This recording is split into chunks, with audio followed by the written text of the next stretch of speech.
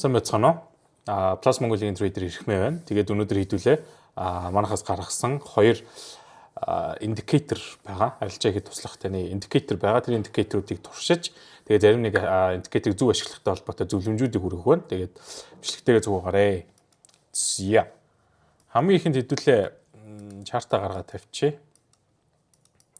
За энэ чинь биткойны 4 цагийн чарт харагдаж байна. 4 цагийн чартан дээр за энийг алга болгочихъя. За биткойны 4 цагийн чартыг гаргаж ирж байгаа хэдүүлээ биткойн gold indicator болон pair trader гэдэг хоёр индикатор байгаа. Тэгэнгүүт энэ дээр хэдүүлээ pair trader гэдэг индикаторыг асаагаад 4 цаг дээр тавиад тестлээд үзье. За тестлэхээс өмнө ерөнхий одоо нэг хэдүүлээ зөвхөн энэ индикаторыг болохоор одоо яг сигнал байдлаар биш өөрийнхөө арилжаатай хослуулах байдлаар ашиглах учраас шууд гаргаж ирээд buy sell гэдэг тэр noise их сигналыг авахгүйгээр эхлээд ямар ч ерөнхий яг биткойн дээр юу болоод байгаа вэ гэдгийг хараад тэр дүр зургийг зурсны араас индикаторыг гаргаж ирээд тавих юм бол таны оролт игч байгаа цэгүүд илүү товч бүүгээ тодорхой харагдах боломжтой гэсэн. За ерөнхийдөө хараад үзэх юм бол all time high энэ 125 дээр хийснээсээ хойшоо тасралтгүй уналтын байдалтай байгаа. Энийг хараад үзэх юм бол айгүй цэвэрхэн юм логикийн дагуу яг structure эвдэхгүйгээр юм уналтуудыг үзүүлж байгаа. Иймэрхүү те. За энэ ч бас нэг аюу цэвэрхэн нэг юм chart pattern-уудыг үүсгэсэн байна.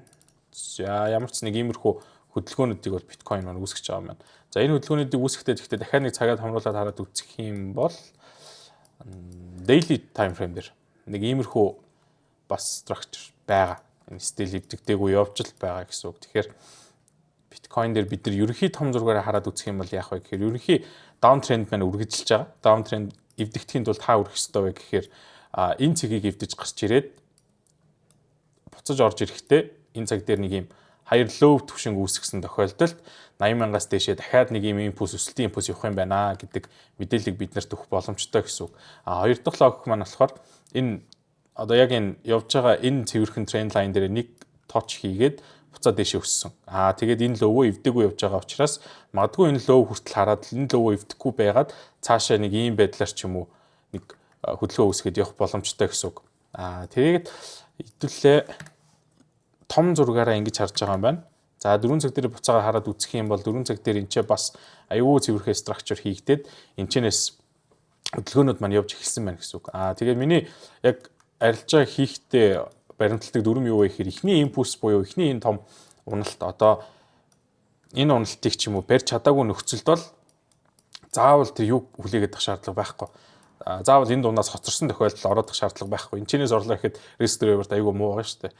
Тэгэнгүүт яадаг вэ гэхээр ингэж яваад энэ засвар хөдөлгөөн явсны дараа энэ засвар хөдөлгөөний араас хоёр дахь импульсүүд ирэх магадaltaй бөгөөд хоёр дахь импульс нь биткойн дээр эхний импульсээс урт юм уу эсвэл хамгийн багтаа заавал адилхан хөдөлгөөн явах логик нь арай өндөр байдаг байхгүй. Тэгэхээр хоёр дахь хөдөлгөөний импульсийг хэдүүлэх хүлээн. Хоёр дахь импульсийн хөдөлгөөнийг яаж одоо хэмжээд байгаа вэ гэхээр магадгүй энэ нэг импульс гэж үзээд энийг гаргаж ирээ харах юм бол энэ хүртэл яваад тэгээ эхний харах цэг нь энэ ч явж байгаа энэ нэг daily дээр зурсан тэр тон тренд лайн дээр ирээд тэгээ буцах магадaltaй гэж үзнэ. Тэгэхээр нэг ийм хөдөлгөөн ч юм уу те. Энэ хавцаа бидний одоо target бүс байна гэсэн үг. За тэгээ хэдүүл ямар ч сэл харах юм байна.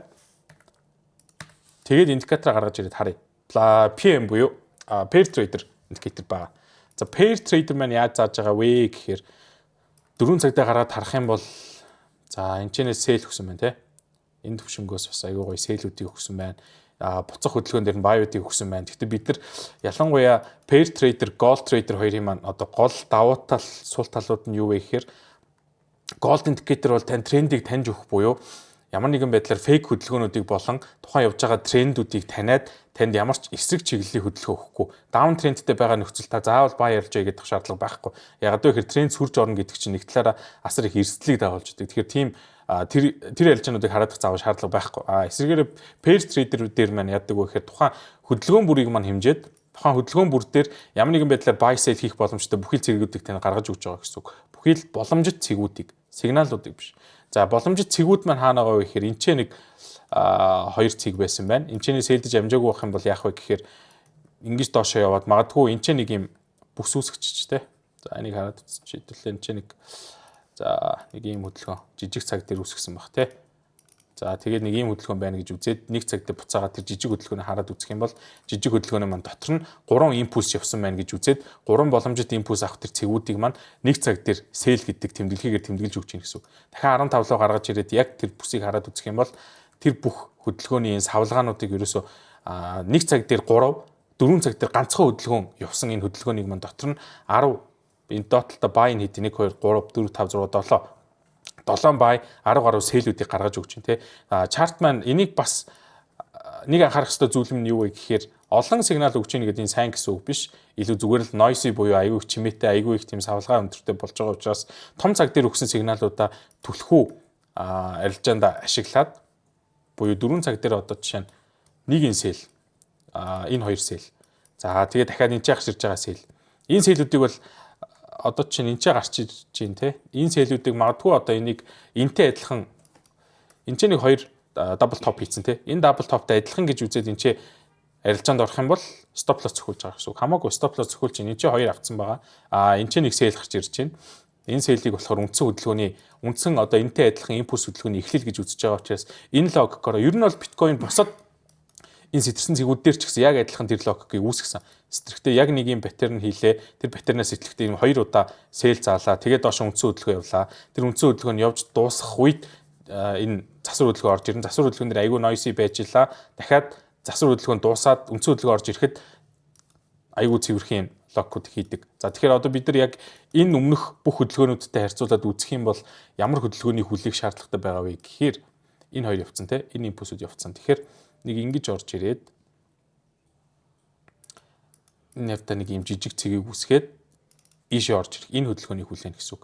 Энэ хөдөлгөөний хүлээхтэй хэдүүлээ яах вэ гэхээр нэг ийм хөдөлгөөн байна шүү дээ. Окей. За энэ хөдөлгөөнийг хүлээхэд энэ хөдөлгөөн чинь 4 цаг дээр орж ирнэ гэж үзье. 4 цаг дээр орж иж байгаа энэ хөдөлгөөний энэ хоёр дээр нь ямар нэгэн байдлаар сэл зааж ийн үгүй юу гэдгийг хүлээнэ.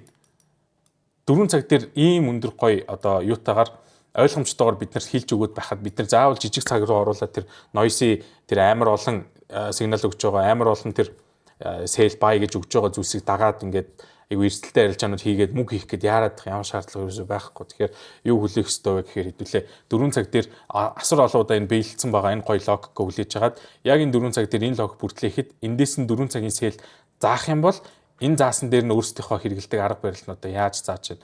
Магадгүй та нар smart money concept-ээр ажилладаг ч юм уу одоо эсвэл паттерн хардаг, эсвэл price action харж байгаа арилжаанд ордог байх юм бол энэ ч эрэхт нь price action яаж байна? 4 цагийн том дөвжинүүд гарч ийн үү? Эсрэгүүцлийн бүс байна уу? Магадгүй volume profile шилдэг хүн байвал профайлаа татаж үзээд энэ ч тэр volume profile-ийн цэгийг зааж ийн үгүй юу гэдгээ ч юм уу давхардуулж харж агаад хэрвээ тэр бүх confirmation чинь бүрдсэн тохиолдолд арилжаанд орно. Арилжаанд энэ чинээс арилжаанд орохын дахиад нэг давуу тал нь юу байгаа вэ гэхээр мэдээч risk to reward ratio байгаа.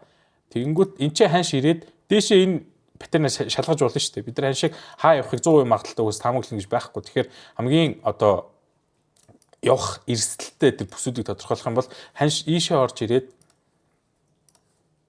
ингэж явж ирсэн ээ, ингэж орж ирж болно шүү дээ. Ингэж шалгаад ингэж шалах үед stop loss авахгүйгээр хэмжээнд байршуулж өгөөд магадгүй энэ төлөв ингэж яваад энэ ч нэг тестлчээд дахиж энэ ч сэл үсгээд доош явах байсан байж бас болно шүү дээ, тий. Тэгэнгүүт тэр бүх юунуудыг хараад логикуудыг харсны үндсэн дээр хэдүүлээ яах вэ гэхээр stop loss-ыг нэг энэ хавцаа. Энэ ч энэ key level те. Энэ key level-ийн дээр энэ зүүнийхэн дээр тавьж өглөө. TP-г хаана тавих вэ гэхээр юусэн ийшээ.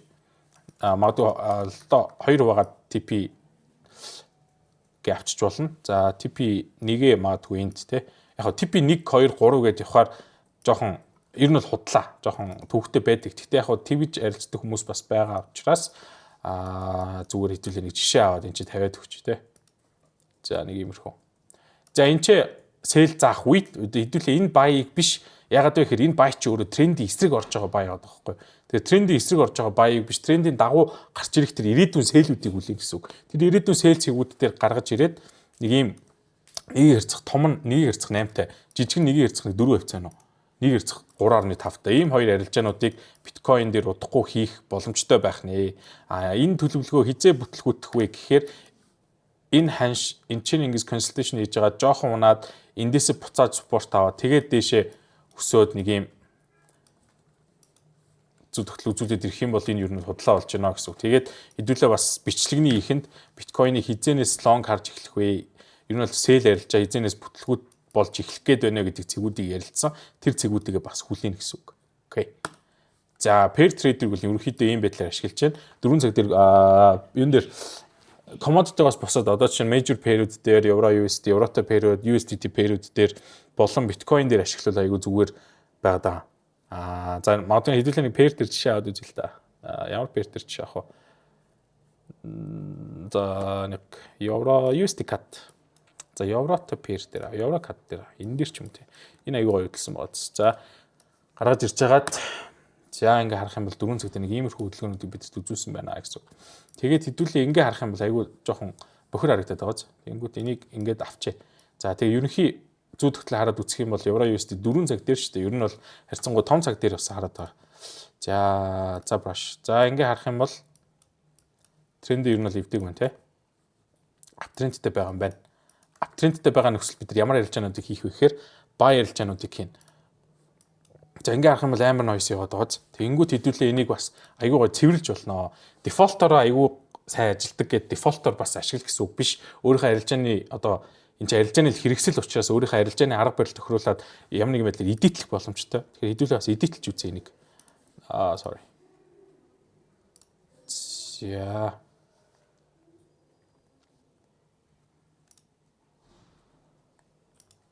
Энийг алга болгочих.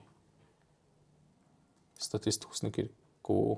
За ингээд цэвэрлж хараад зөвхөн бай төвшингүүдийг яагаад вэ гэхээр хэдүүлээ тренд сүрсэн арилжаа ер нь эвгүй байгаа, тренд зөрөөдөх шаардлага байхгүй гэж яриад байгаа учраас энэ 4 цаг дээр зурсан түрүүний нөгөө нэг доо онлынхаа хүрээнд тэр доовуудыг хараад үзэхэд бол стил аптрендтэй байгаа байхгүй. Тэнгүүд аптрендтэй байгаа учраас бид нэр энэ сэлийг дагаад энэ арилжаан дээр алдагдал хүлээгээд ингээд байх шаардлага байхгүй. Та өөрөө эхлээд трендээ сайн тодорхойлчих. Тодорхойлсон трендний чинь дагуу том цаг угаасаа үргэлжид үйлчлэн тийм үстэй. Том цаг technical analyst дээр том цаг нь хамаагүй л хүчтэй байдаг. Угаасаа тэр бол тодорхой. Тэгэхээр том цагийнхаа тэр трендийг хараад өөрөө трендээ тодорхойлоод энэ ямар трендтэй явж байна. Ямар зүй тогт бүртгэх юм бол тэр тренд эвдрээд одоо юу ихтгэж чинь эсрэг тренд рүү шилжих чинь гэдгээ тодорхойлоод тэгээд тэр тодорхойлолтоо хийсэн нөхцөл хэдүүлээ энэ дээр яаж ярилцах вэ гэхээр энэ сэлүүд дээр ороод алдах ямар шаардлага байхгүй ерөөсөө бай ярилцаануудыг хүлээн. Одоо энэ дээр бид ямар ярилцаа хийх вэ гэхээр энэ дов байгаа тий. За магадгүй нэг энэ area гэж тодорхойлчих. Энэ area доошоо ингэж орж ирээд за эндээс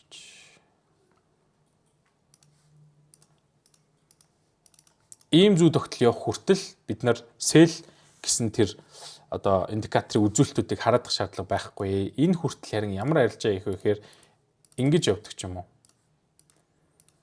Ингэж явах тэр бай арилжаануудыг хүлээж хагаад энэ ч гарч ирэх баюудыг дагах юм бол трендийн дагуух одоо арилжаа болчихно гэж үзээд байгаа учраас илүү магадлалаа та өөрөө өсгөөд өчөж гинэ гэсэн үг. Давхар анализ хийж гинэ гэсэн үг шүү дээ.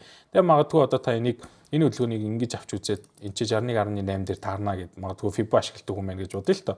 Retracement зураад үзэх юм бол 61.8 дээр ирээд ханш буцаад ийшээ явнаа. Ийшээ явхад юу гарч ирэх вэ гэхээр яг энэ хэсэг дээр за brush авчи.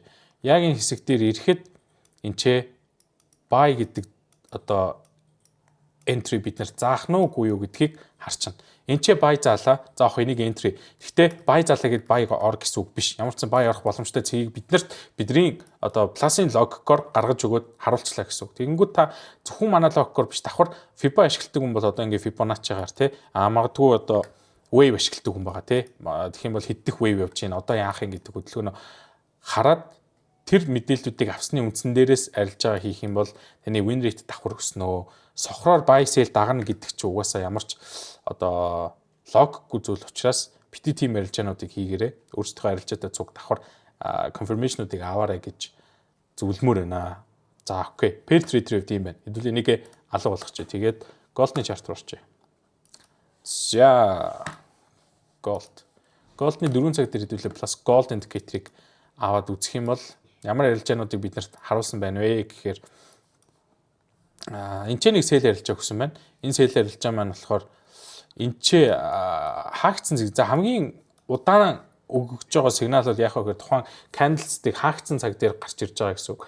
Candlestick-ний дөнгөж тэр тухайн candlestick-ний цаг нь нээгдэх үед гарч ирж болно.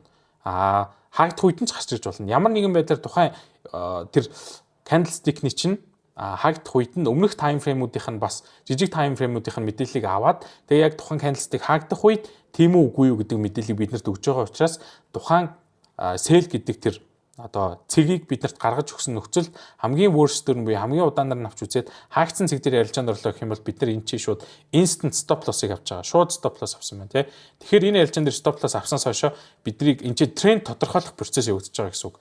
Энэ тренд ер нь хаашаа явах гэдэг нь 4 цаг дээр явж байгаа учраас 4 цаг дээр алт ер нь хаашаа хөдлөх гээд байна гэдэг мэдээллүүдийг цуглуулад тэр мэдээллүүдийг цуглуулсны үндсэн дээрээс яг энэ чинь ханш унал за энийг бас за яг энд байна тий. Хэдүүлээ энэ дээр нэг юм гоё юу татъя. Лайн татъя. Энэ лайн дээр зоосон байна буюу ханш энчнээс хэдүүлээ дахиад хамгийн муугар нь буюу хаагдсан цэг дээрээ өгсөн хамгийн сүүлд одоо дохио өгсөн хоцорч өгсөн гэдэг байдлаар дуршилтаа хийж байгаа гэсэн үг. Тэгээ ингээ хараад үзэх юм бол премиум сейл гэсэн байна. Премиум сейл гэдэг маань ер нь бол энгийн сейлээс гарч ирснээсээ бидний хувьд арилжааны магадлал нь арай өндөр учраас бид нэр ард нь 5 шүд од тавьж өгөөд тэгээ премиум сейл гэдэг нэртэй болгоод өгцөө. За тэгээд энийг хараад үзэх юм бол энэчнээс арилжаа нэг гэсэн байна. Яг гэвэл энэ улаан кандал доороос байгаа тий. Хаагдсан цэгийг харуулж байгаа гэсэн үг. Энэчнээс арилжаанд ороод магадгүй энэ зүүнний дээр ч юм уу тий. Энэ зүүнний дээр stop loss тавьж өгөөд тэгээ бид нар хэдлүү харах бай харж болох хамгийн дооцыг магадгүй энэ төвшин байна. Тэгээд энэ төвшнөө эвдэж ийн гэдэг чинь яаж байгаа вэ? Тренд reversal трендийн дагуу буюу нөгөө нэг lower low хийсэн байх магадaltaй гэсэн үг. Тэгэхээр lower low хийн гэдэг чинь энэ доотлын цэгийг эвдэнэ гэсэн үг. Энэ доотлын цэгийг эвдэж ийн гэдэг чинь энэ TP 1-ээ аваад энэ магадгүй доошлох явцад нь TP 2-оо энэ зүүн дээр аавна гэдэг ч юм уу. Тэгээ өөрөөсөө арилжааныхаа одоо юуг тохируулж болохоор байна гэсэн үг. За тэрнээс хойш ямар нэгэн байдлаар сигнал бол өгөөгүй. Нэг алга болгоч. 4 цаг дээр бол бид нарт нэг л сигнал сүүлийн хэдэн энэ чинь хизээ өгсөн сигнал байна. 5 сарын 26-нд буюу сүүлийн 22 3 хоногийн хугацаанд биднэрт ямар ч сигнал 4 цаг дээр өгөөгүй. 4 цаг дээр бидний гаргасан логикийн хүрээнд арилжаа их боломжгүй тийм хэцүү нөхцөл байдал байна гэсэн үг. Тэгэхээр энэ дээр 4 цаг дээр харж байгаа хүмүүс бол арилжаа хийх гэдэг шаардлага байхгүйсэн байна гэсэн үг. За энэ сэлийг магадгүй хаагаагүй хүмүүс байвал одоогоо бас амар ашигтай явж байхыг үгүйсэхгүй. За 4 цаг дээр байхгүй юм бол 1 цагийн энэ одоо хөдөлгөөнүүд дээр одоо энэ хөдөлгөөн байна тий.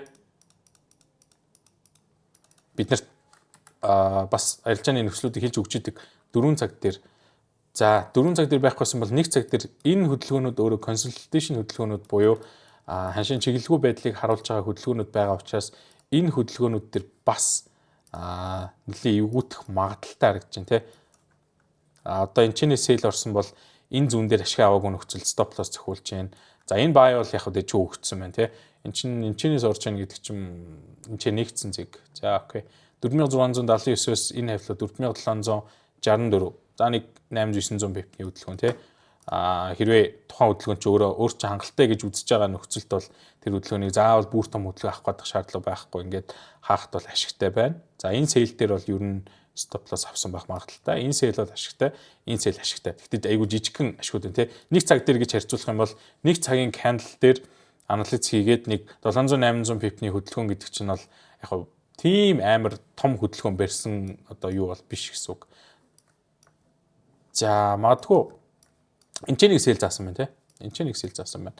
Энэ бол нэлийн том сейл заасан байна. Гэхдээ энийг тестжүүлсэн байх шаардлагатай гэсэн үг. Энд чинь бидний бас нэг анхаарах хэрэгтэй айгүй энэ чинь харагдаж байна тий. Энийг бас ховор хийгээд үзэнгүүт тухайн сейл гэдэг баттон, сейл гэдэг энэ сигнал яагаад гарч ирж байгаа вэ гэдэг тайлбар гарч ирнэ. Ховорлоо тий. Энэ дээр гаргаад үзэх юм бол голдыг сейл гэж үзэж байна. Яагаад гэвэл даун тренд эхэлсэн гэж үзсэн. Bear cross хийгдсэн байна тий. Ханшин тэд дээр явах юм байна. Яг тэр ханшнаас тухайн одоо даун тренд маань эхэлсэн гэж үзэж байгаа учраас сейл сигнал өгж гэнэ гэдэг тайлбартаагаар сейл гэдэг тэр товч маань гарч ирсэн байна гэсэн үг тий.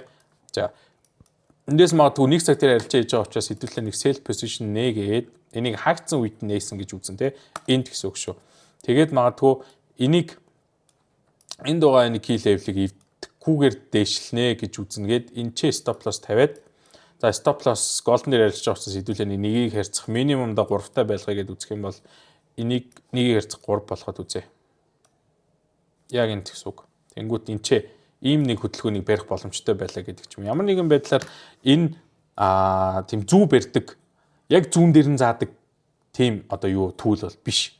Яг хөө заахын хувь заана магадлал гайгүй өндөр биш магадгүй. Гэхдээ хийгдсэн логик нь өөрөө зүүн олох биш учраас зүү олдог байх ёстой. Яг энээс доошо шууд унах гэсэн үг биш. Тийм учраас та яг энэ одоо индикатор ашиглаад одоо бид нар зөндөө анхааруулга явуулсан ч гэсэн угаасаа л шууд сэлгингүүт нь сэлж байгаа баягингүүт нь баяж байгаа хүмүүс байгаа. Тэрийг бол бас үүсэхгүй.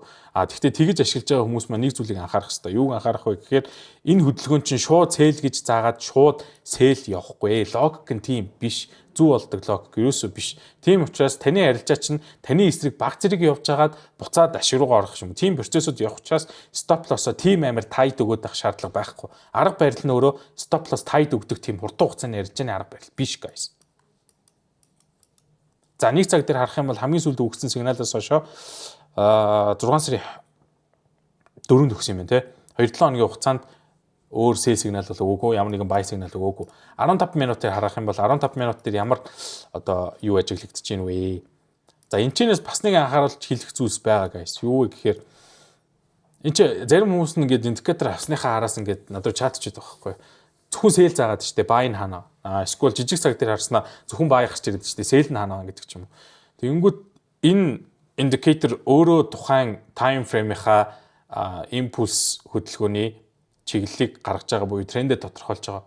Тухайн трендийг сүрсэн арилжаа хийхгүйгээд би түрүү хэлсэн те. Тэгэхээр тухайн трендийг даун тренд байна гэж үтсэн учраас сэл арилжаанууд л өгнө. Даун тренд дээр бай арилжаанд бид нар оруулахгүй. Яхаа өсөх юм бол бай сэл бүгдийг гаргаад өгч чадна. Тийм вершнийг эсвэл авах хүсэлтэй хүмүүсээ бил чат бичээд аваар. Гэхдээ тэглээгээд win rate нь өснө гэсэн үг биш. Зүгээр ханшиж амар noisy болно. Тасалдгүй buy sell гээд эцсийн дүнгээрээ та алдагталтай гарах ч угаасаа баталгаатай болно. Тэгэхээр тренд тодорхойлоод гаргаж өгч байгаа энэ сэлүүдэд зүгээр ингэ чимээгүй итгэсэн арай зүг. Тренд ядаж танд ингэ трендийг чинь тодорхойлож өгчлөө. За энэ хавцаа сэл байсан юм байна. Энд чинь нэг сэлийг нь болиулаад дээшээ buy trend руу шилжээд явах гэж байгаа болов гэтэл энэ чинь нэг том импульс хөдөлгөөн орж ирээд буцаа сэл болцоо. За одоо энэ хэсгийг бас сэл. Энэ хэсэг тэр чигээрээ том цагийн сэл хөдөлгөөн буюу нэг импульс хөдөлгөөн байгаад байна гэсэн үг. Down trend guys. Down trend. Тэгэнгүүт энэ чинь ямар сигнал 15 минут нэр өгдөг байна. Тэгэхээр юу гэсэн үг вэ гэхээр 15 минутан дээр энэ тренд одоо энийг цаашаа импульс хөдөлгөөн нь хаашаа явах вэ? Ямар тренд вэ гэдгийг тодорхойлж байгаа гэсэн үг. За магадгүй хэдүүлээ энийг хадгалаад авчираа заяа. За нэг тест хий. Ингэж орж ирээд ингээд эхлэх юм бол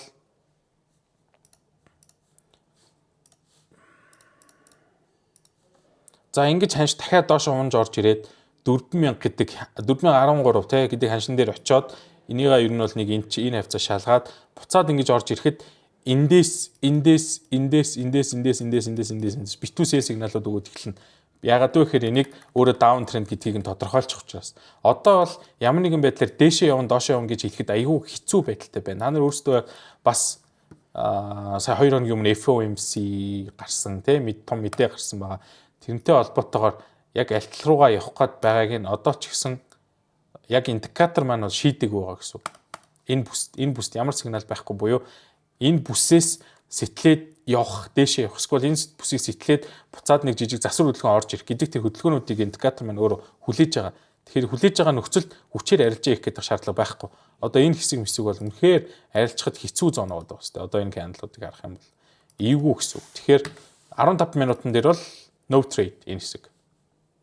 5 минут руу гараад харж болно. За 5 минутан дээр бид бас нэг амар гоё логик харагдана. 5 минут 1 минут 2 дээр шүү guys. Яадаг логикгүй гэхээр за 15 минутан дээр сэл сигнал байхгүй бол энэ уналт чи өөрөө 15 минутаас жижиг цаг дээрээ нэг уналтын тренд хөдөлгөөн бохгүй. 15 минутан дээр тренд биш байж болно шүү дээ. Тодорхойлж чадахгүй байж болно. Тэгэнгүүт 5 минут 1 минут дээрээ тэр чинь сэл сигнал гэдгийг нь угаасаа баталсан байх хэвээр. За тэгэхээр энэ ч нөв сигнал байгаад ирэх юм бол энэ цэгүүдэд магадгүй төрүүлээ зурчих. За тэр нь тэгж үзье зөө. Энэ цэгүүдэд зурчээ. Одоо энд 15 минутын liquidity цэг үн тий. Нэг ийм цэг. Нэг ийм цэгүүд. За энэ цэгүүд маань бидний бас key level-үүд болно. Жижиг time frame дээр бас. За тэгээ хараад үзэх юм бол 15 минутан дээр доошо асар том уналт хийцэн байгаа тий. зөвхөн 5 минутын дээр харах юм бол тэр уналтын яг эхний импульс хөдөлгөөнүүдийг авна гэдэг чинь бидний индикаторын зорилго биш шүү дээ. Бичлэгийнхаа ихэнд хэлсэн те. Ерөөсөө энэ индикаторын бас нэг мейн ажиллагааны онцлог нь юу вэ гэхээр эхний импульс хөдөлгөөнийг өнгөрөөч чинь. Яагаад гэвэл тэр импульс хөдөлгөөнийг баталгааны импульс хөдөлгөөнгээ аваад үзчихье те. Баталгаа авч байгаа бид нар. Тэнгүүт тэр баталгааны импульс хөдөлгөөн орж ирээд явлаа. Тэгээ явсны араас коррекшн хөдөлгөөн орж ирээд дараагийн том импульс хөдөлгөөнийг л барина. Ерөөсөө 2 дахь импульс хөдөлгөөн гэсэн үг. Тэр 2 дахь импульс хөдөлгөөний орой дээр цээлдэж чадчихвэл ялгаагүй одоо өндөр ашигтай байх боломжтой шүү дээ. Тийм үстэй.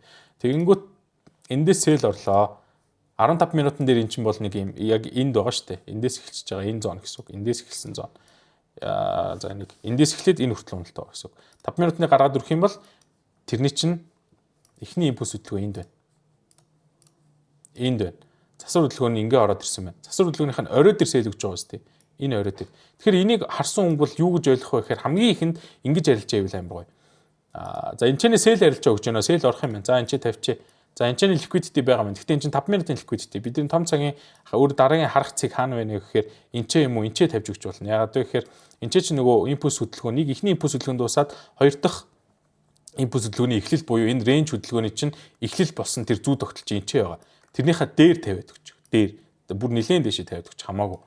Тэгэж тавьж өгөөд дараагийн импульс хөдөлгөөн ямар явах магадaltaй вэ гэхээр эхний импульс хөдөлгөөн төгөө ядаж адилхан хэмжээнд явна гэдээ үзчих. Энэ гэсэн үг шүү дээ, тэ. За тэгээ хараад үзье. Эндээс орсон бол ядаж нэг энэ болтол явах байсан. Тэ. Ийм хөдөлгөөнийг барих боломжтой байсан гэсэн үг. Тэгээ гаргаж ирээд энэ доошоо тэр хөдөлгөөнийг тавиад үзэх юм бол нэгийг ярцах 4-тэй буюу энэ сэлээс 4228-аас сэлдээд 4170 болтол ийм том арилжааг барьж авах боломжтой байжээ. За энийг бол бас таниаг байна, тэ. Таниаг учраас энийг бас энэ бол тийм цэвэрхэн бас засвар хөдөлгөөн биш байгаа тань. За энийг бас засвар хөдөлгөөн биш гэж үзсэн байна. За импульс хөдөлгөөн явлаа. Одоо энэ ингээ явсан бол эн чинь эхний импульс хөдөлгөөн болчихж байгаа гэсэн үг. Одоо энэ хоёр дахь импульс хөдөлгөөн чинь өөрөө энэ сэллийн хувьд эхний импульс хөдөлгөөн. Тэгэхээр эхний энэ импульс хөдөлгөөнийг өнгөрөөчихж байгаа. Тэгээ хамаагүй өнгөрөөцсөн учраас араас нь нөхөж ороод дундаас нь орох шаардлага байхгүй.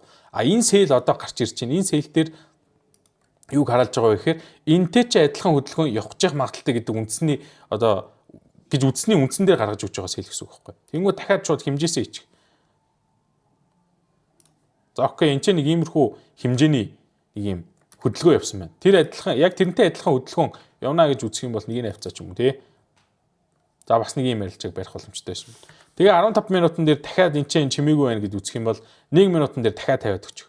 Хараад үзэх юм бол тэр бидний алдаж өнгөрөөсөн тэр бүх импульс сэл импульс хөдөлгөөнүүд чинь энэ чинь 1 минутын дээр бүгдийг гаргаад өгч чинь гэсэн үг. Оролт их боломжтой цэгүүдийг гаргаад өгч чинь. Тэрийг магадгүй өөрийнхөө ашигладаг зүй тогтолтой тий. Fibonacci-тэй бас аюу их гоё хосолж ажиллаад байгаа. Тэрийг бас өөрсдөө туршилт хийгээд үзээрэй.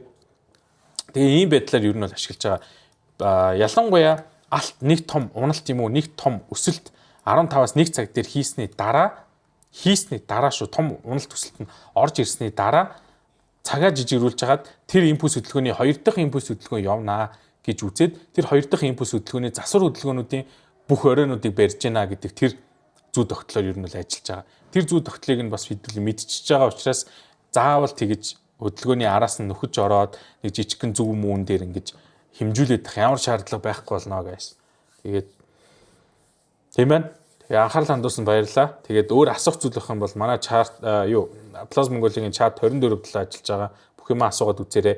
Ер нь аппликейшн татцсан хүмүүс байх юм бол заавал тэр манай чатнаас хариу өгөхийг хүлээгээд байх шаардлага байхгүй шууд Plus application руу орж жагаад тэнцэж ярилцааны AI Plus GPT-г өгдөж байгаа. Тэрнээсээ бүх мэдээллүүдээ аваад тэгээд асуудлаа шийдвүүлээд яваарай guys. Баярлалаа.